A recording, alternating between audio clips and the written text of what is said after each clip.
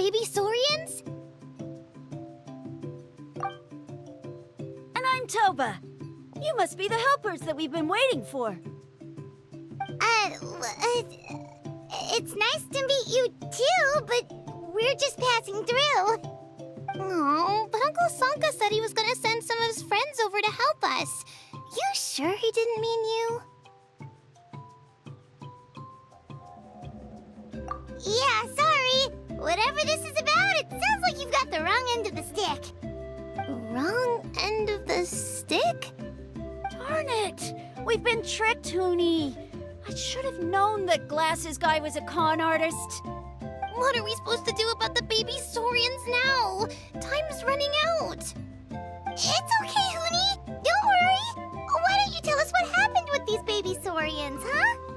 There's been a lot of unrest in the tribe lately, and my dad's saurian got injured. Her name's Nana, and she has 3 little babies. After what happened to Nana, her babies were so scared that they ran off and hid. I'm really worried about them, so I decided to go look for them. If Nana is your dad's saurian, why isn't he the one looking for them? My dad's one of the elders, so he's busy getting ready for Turnfire Night.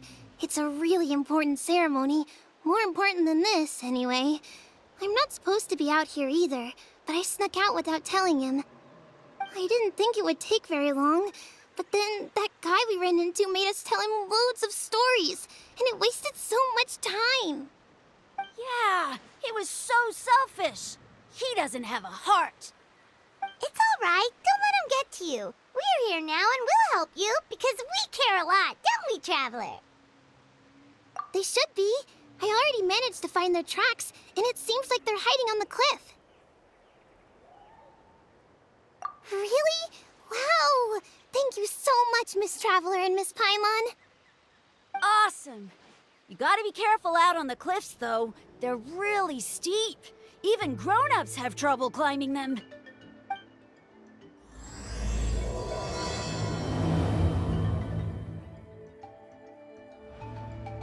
Looney said the baby saurians are on the cliff, so let's find a way up.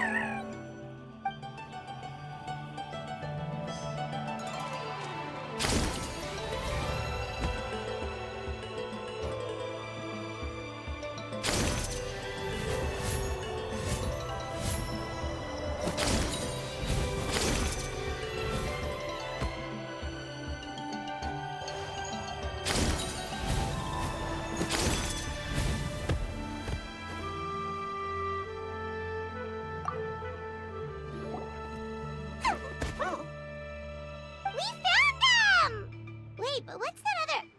a how? Well, if it isn't the gruesome twosome who wormed their way into our servant circle of friends. Still awestruck from the last time we met? Would that be why you hastily scrambled up here to pay your respects the moment you saw us? I suppose we can't blame you. Such is the spell that our majesty casts on our minions. Very well. You heathens leave us no choice.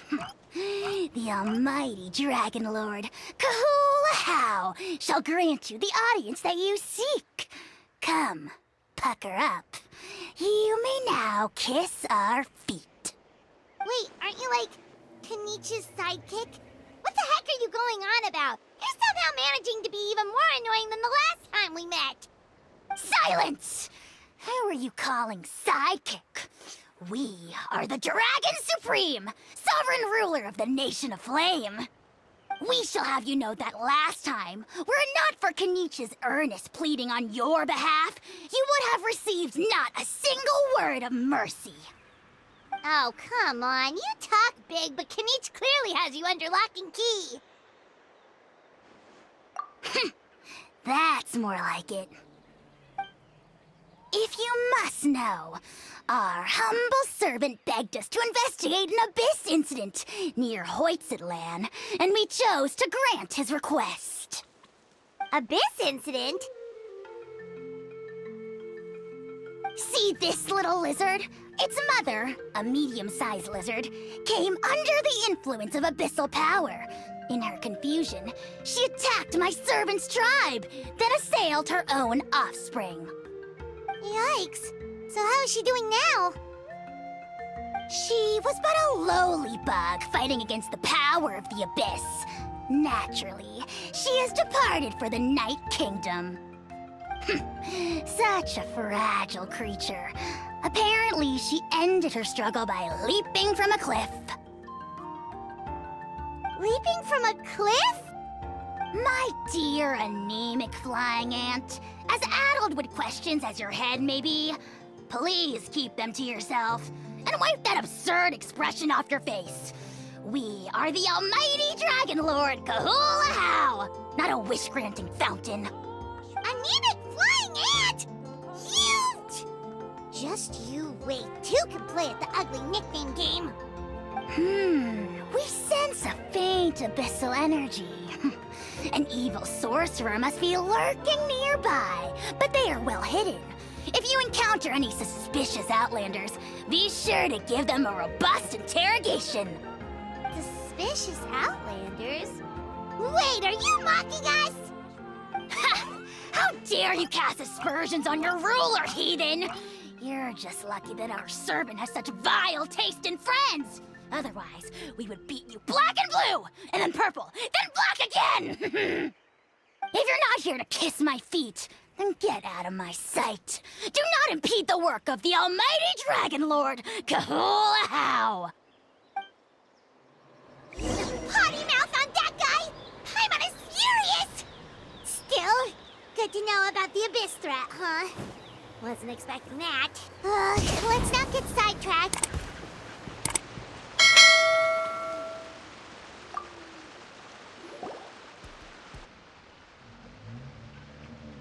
Wow, you're back already?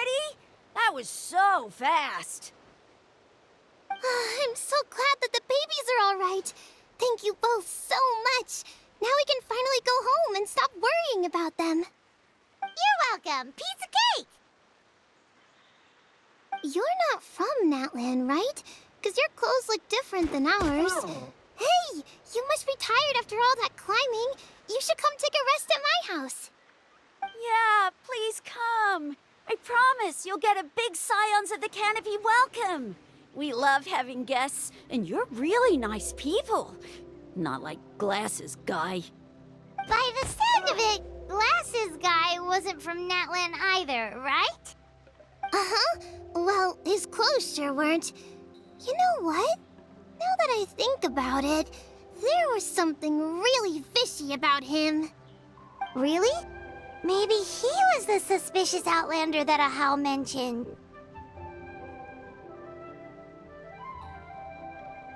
Sure, if you're interested. Oh, let me think. How did the conversation go again? Oh, please, mister. I've told you so many stories already. When are you gonna help me find the baby Saurians?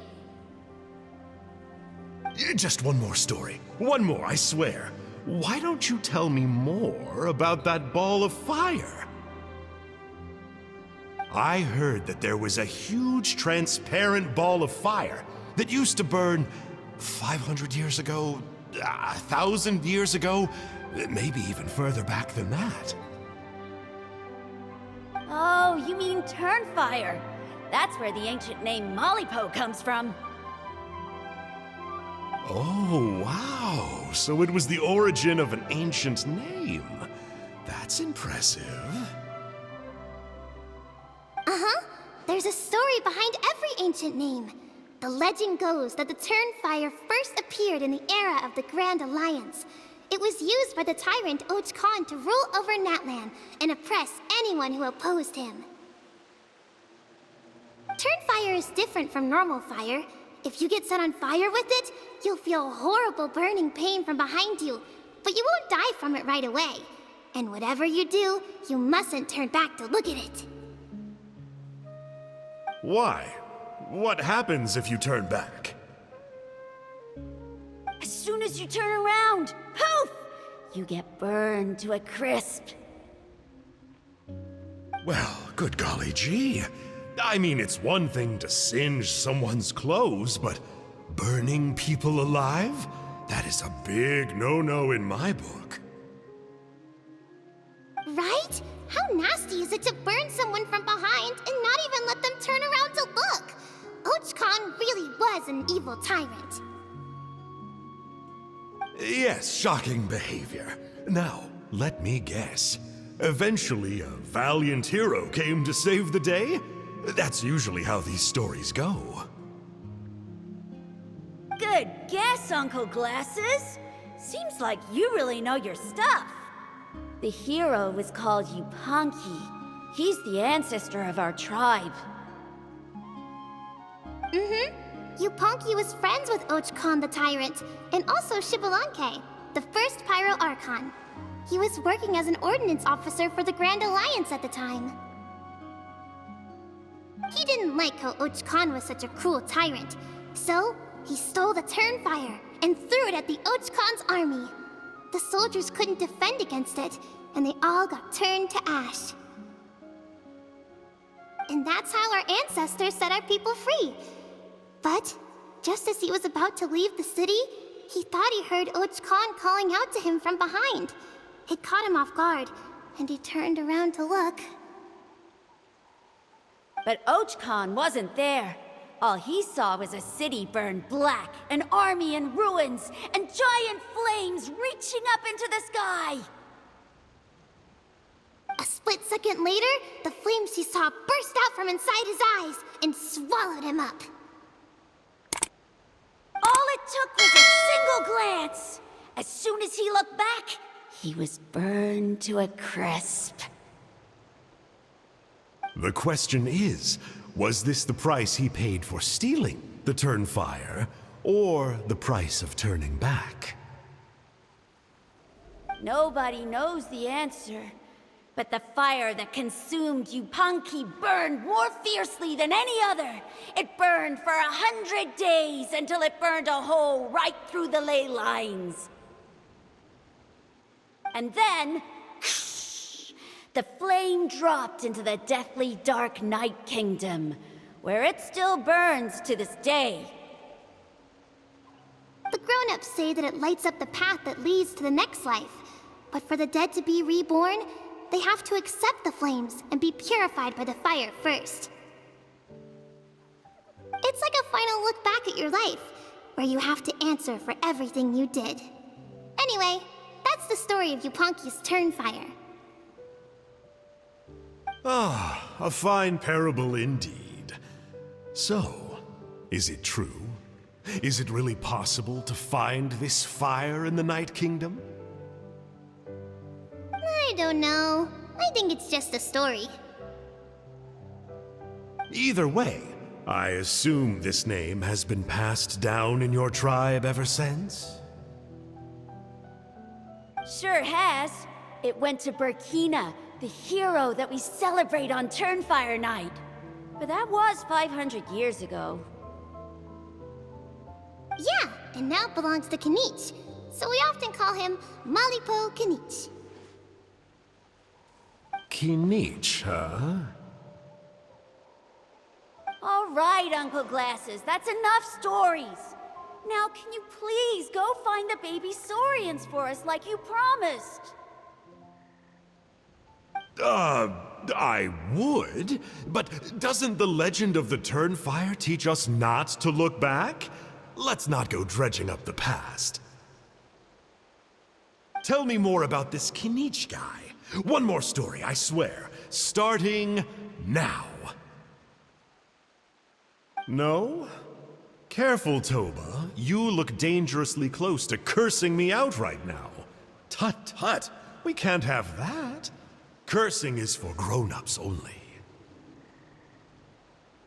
Uncle, you'd better not be trying to trick us, or the Turnfire will get you when you die. How would it get me if I'm outside of Natlan? Uncle Glasses isn't from here, you know. Unlike you. Huh? Wait, is that?